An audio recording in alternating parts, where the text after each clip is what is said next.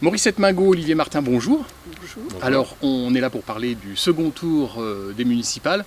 Un second tour un peu particulier, dû à la crise du Covid-19. L'actualité de ce moment, c'est que vos deux listes ont fusionné.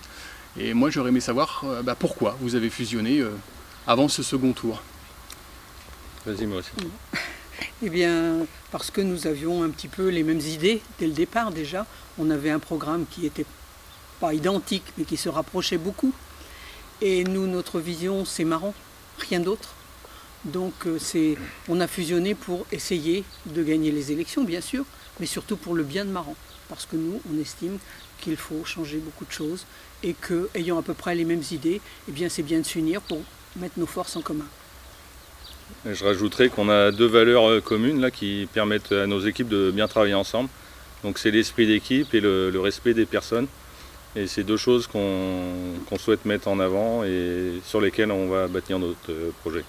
Alors on dit l'union fait la force, c'est une force pour sortir Thierry Bellage de la mairie? Pas spécialement, c'est surtout travailler pour les Marandais. Principalement? Oui, c'est notre Alors premier objectif. On sait que, ça c'est la piscine à côté. On sait que quand on fusionne deux listes, on a un peu de perte au niveau de l'électorat. Est-ce que vous n'avez pas peur qu'il y ait des gens qui s'écartent de votre union? Je pense qu'on ne fait pas de calcul. Nous, on présente notre projet, on essaye de travailler sereinement. Après, les gens adhèrent ou pas, mais ce n'est pas une histoire de personne, c'est une histoire de projet. On veut proposer des choses et ça sera aux électeurs de faire leur point de vue. Alors Thierry Bellage, je qualifie votre liste de l'immobilisme. Qu'est-ce que vous lui répondez? Chacun pense ce qu'il veut. Moi, c'est ma réponse. Enfin, je ne sais pas la tienne, mais... Moi, c'est une critique qui n'est propre qu'à lui. On verra. Voilà. D'accord. J'aurais aimé vous entendre sur des points, des dossiers importants de la commune de Maran, la gare, le pont de Pierre qui a fait tant couler d'encre il y a peu, et la rue d'Aligre qui reste encore et toujours un problème. Quelles sont vos idées là-dessus? Est-ce que vous avez des projets? Bien sûr, la gare, de toute façon, il faut continuer le projet. Le projet d'un arrêt à Maran, c'est important, surtout en plus avec tout ce qu'on vient de passer. Avec actuellement tout ce qui se passe, c'est bon qu'il y ait un arrêt à Maran. Le covoiturage, moins de pollution, c'est très très important pour le développement de Maran. C'est vrai que là-dessus, il faut continuer, c'est certain. Le pont de Pierre, tu peux en parler, on a les mêmes idées là-dessus aussi. Donc le pont de Pierre, nous on est favorable à ce que la structure soit revue, qu'il n'y ait pas de problème de détérioration du pont. En revanche, tout l'aspect enjolivement tel que proposé, on n'est pas forcément d'accord, parce que naturellement, ce pont est magnifique avec ses pierres. Et si on arrive à concilier à la fois la rénovation du pont et maintenir cet aspect architectural, là on est tout à fait favorable à avoir un pont tel qu'il est actuellement. Et alors cette rue d'Aligre, qu'est-ce qu'on en fait de cette rue d'Aligre? De toute façon, on n'est pas décideur. C'est clair, moi je suis à Maran depuis 1968, j'en entends parler depuis 1968. Donc j'étais au carrefour, au feu, donc je connais bien le problème. Mais ce n'est pas nous les décideurs. Nous on suivra s'il y a un projet, on sera là, mais on ne va pas parler que de ça. Ça fait 40 ans qu'on en parle, on n'avance à rien.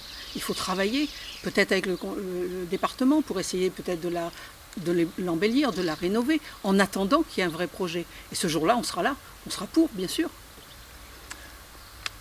Vous avez fusionné, est-ce que vous avez changé quelque chose à votre programme depuis le début du confinement, depuis le début du Covid-19? Est-ce que ça a fait évoluer un peu les idées? Les idées sont assez communes d'une manière générale dans nos deux programmes. Ensuite, il reste à s'accorder sur les quelques points de divergence, mais c'est pas... Les grands axes sont là, ça ne sera pas difficile à modifier. Maurice Etmingo, sur votre première liste, vous aviez une candidate, Virginie Baudin, j'ai oublié son nom, Moisan, pardon, qui est partie. Oui. Est-ce que c'est dû à cette fusion ou est-ce que c'était quelque chose en amont? C'est son choix, c'est comme ça, je n'ai pas de commentaire à faire. D'accord, très bien. Pas de problème. On l'a dit hors antenne, il y a un problème sur cette campagne municipale, c'est l'abstention, en tous les cas à Maran, qui est beaucoup plus forte qu'en 2014. Quelles sont vos stratégies pour essayer de motiver, avec les limitations que l'on connaît, essayer de motiver les électeurs à venir mettre le bulletin de vote dans l'urne? Là, chacun est libre et on craint justement qu'il y ait encore davantage d'abstention au second tour. Donc non, là on ne maîtrise pas les gens. Surtout qu'on a très peu de campagne. On va faire très peu de campagne puisque la loi interdit beaucoup de choses. Donc ça va être très compliqué. On ne peut pas aller chercher les gens, on ne peut pas aller voir les gens, on ne peut pas faire de la publicité, on peut pas. Donc voilà, les gens sont libres de décider. On espère qu'ils se mobiliseront, on espère, mais on n'a pas le pouvoir d'agir dessus. Aucune des listes d'ailleurs. Donc vous allez accentuer en fait la campagne virtuelle, comme on dit, c'est-à-dire Facebook. Oui, mais ça ne prend pas tous les Marandais. Oui, c'est la problématique, c'est-à-dire pour motiver.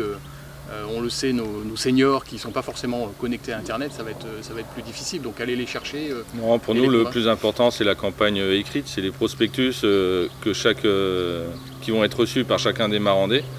Et on les encourage à les lire vivement, quoi, pas seulement regarder les photos, voir vraiment les idées qu'il y a à l'intérieur de chacun des programmes des candidats. Alors vous avez fusionné, ça veut dire qu'il y a des colistiers qui sont forcément partis. Comment on fait le choix? C'est quand même assez difficile ça, non? Il y a des gens qui sont d'accord dès le départ, qui sont venus pour nous donner un coup de main et puis qui disent nous on laisse notre place. Ils n'étaient pas là forcément, ils ne voulaient pas être élus à tout point de vue. Ils ont dit nous on va laisser notre place. Voilà, ça s'est fait comme ça naturellement. Il n'y a pas eu de problème particulier. On s'est réunis, on a dit voilà, il nous en faut que la moitié qui se désistent. Et voilà. Et après on fera un comité citoyen pour essayer de regrouper justement ces gens-là, pour ne pas les laisser au bord du chemin, pour qu'ils soient quand même avec nous. Alors, est-ce que vous pouvez nous rappeler, une petite piqûre de rappel, 3 points importants de votre programme, alors maintenant de votre programme commun, sur lesquels on pourrait discuter? Quels sont les 3 points que vous mettez en avant, les choses que vous mettrez si vous accédez à la mairie, que vous mettrez en place dans on va parler des 100 jours, puisqu'on le parle pour la présidentielle, les 100 premiers jours de votre mandat? Je commence. Nous, le point qu'on mettait en avant dans notre programme, c'était tout ce qui concernait les déplacements. Donc que ce soit piétons, véhicules, tous les déplacements dans Maran. Et je pense que c'est un point qu'on a en commun et qui va encore être construit de manière plus importante. C'est-à-dire développer le vélo, développer tous les moyens de transport, que ce soit la gare puisqu'on en parle, que ce soit les vélos, même les voitures. On ne peut pas enlever les voitures puisqu'on est à la campagne. Il y a des moyens de déplacement qu'on n'a pas, donc on n'a pas le choix. Mais essayer de faire en sorte que tout le monde vive en bonne communauté, en bonne intelligence entre tous ces moyens. Et privilégier bien sûr quand on peut les voies douces, les choses comme ça. Mais on ne pourra pas tout faire.